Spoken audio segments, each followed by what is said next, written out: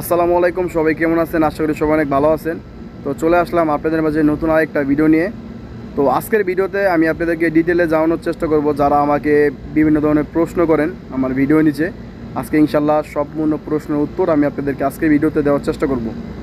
তো প্রথমত একটা প্রশ্ন সবাই করতেছেন, এখন বর্তমানে দেখতেছি, এটা কমেন্ট করতেছেন যে ভাই সেলাই কাজের চাহিদা কীরকম এবং সেলাই কাজ কোন মাসে সবচেয়ে বেশি হয়, সিজন আর কি। আর অনেকে তোপের কাজের বিষয়গুলো জানতে চাইতেছেন। তো ডিটেলে আজকে ভিডিওতে আমি আপনাদেরকে জানানোর চেষ্টা করবো ইনশাল্লাহ। তো প্রথমত বলি যে বর্তমানে সেলাই কাজের পরিস্থিতি কিন্তু ওইরকম ভালো না। আপনারা সবাই জানেন, যারা সৌদি আরবে আছেন কিংবা যাদের আত্মীয় স্বজন আছে সৌদি আরবে, তারা একটু ফোন দিয়ে খোঁজখবর নিয়ে দেখতে পারেন। দর্জি কাজের পরিস্থিতি কিন্তু ওইরকমটাও এখন ভালো হয় নাই। আমি যে দোকানে কাজ করি, দেখেন ওই দোকানও ইদারিং কয়েকদিন ধরে কাজের একটু কম বেচে কিনা নাই তো মার্কেটে, এই জন্য কাজের চাহিদা একটু কমে গেছে। তো তারপরেও যেরকম চলতেছে আমাদের জন্য আলহামদুলিল্লাহ, কারণ আমরা এখানে পুরান অনেক দিন ধরে থাকি। তো আমাদের কোনো সমস্যা হয় না, থাকা খাওয়া নিয়ে কিংবা টাকা পয়সা নিয়ে কোনো সমস্যা হয় না। যারা নতুন আসবেন তাদের কিন্তু একটু সমস্যা হবে, সব কিছু নিয়ে একটু সমস্যা হবে, থাকা নিয়ে, খাওয়া নিয়ে, তারপর টাকা পয়সা নিয়ে, লেনদেন নিয়ে সবারই একটু সমস্যা হবে নতুন অবস্থায় যারা আসবেন।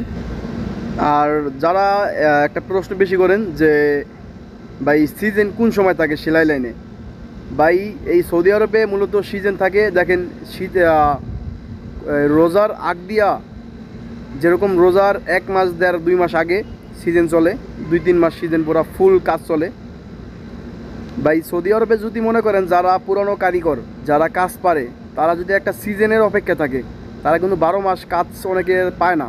অনেকে মনে করেন সিজনের অপেক্ষা থাকে, কারণ কি সিজনে 2 টাকা ইনকাম বেশি করতে পারে।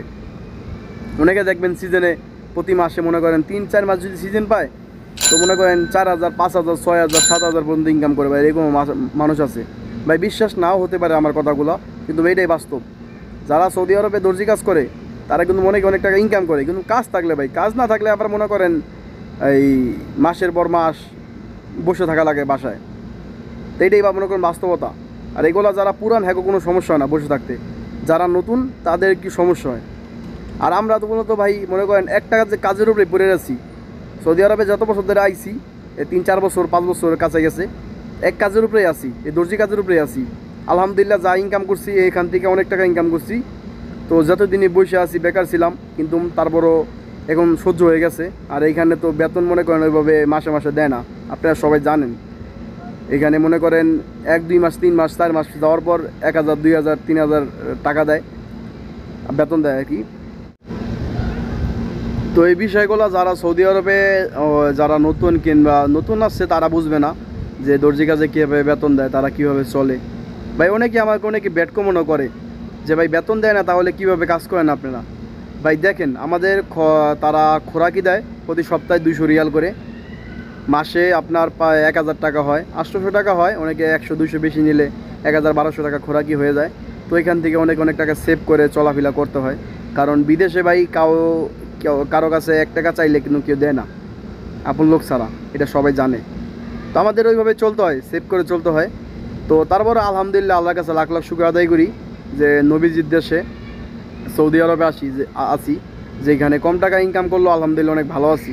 কারণ এইখানে আমাদের প্রিয় নবী হযরত মুহাম্মদ সাল্লাল্লাহু আলাইহি সাল্লাম এই দেশে শুয়ে আছে।